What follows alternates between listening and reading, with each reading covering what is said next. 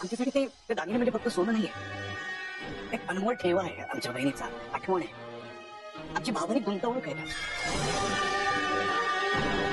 माझी वहिनी तर काय, पण ते स्त्रीधन, तिचं स्त्रीधन तिच्या मुलीला मिळायला हवं एवढी इच्छा.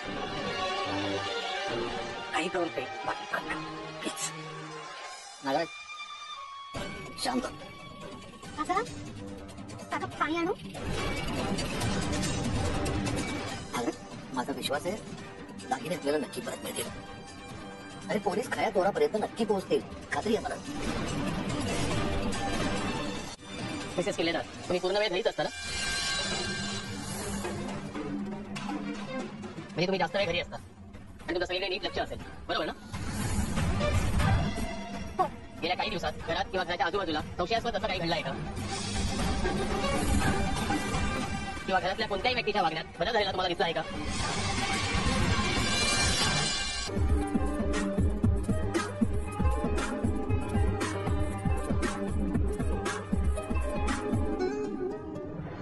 सुबने बघ, हे पोलीस आहेत ना, ते आपल्या मदतीसाठीच आहेत.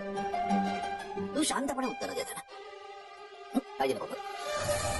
सांगा मिसेस किल्लेदार, या चोरीच्या बाबतीत तुमचा कोणावर संशय आहे का? दादाला कळलं ना सुमन, मी आत्महत्या करेन. मिसेस किल्लेदार, मला कळतंय पोलीस समोर असल्यामुळे तुमच्यावर दडपण येऊ शकतो, पण तुम्ही अजिबात टेन्शन घेऊ नका. तुम्हाला जे काही माहिती असेल ते मला सांगा.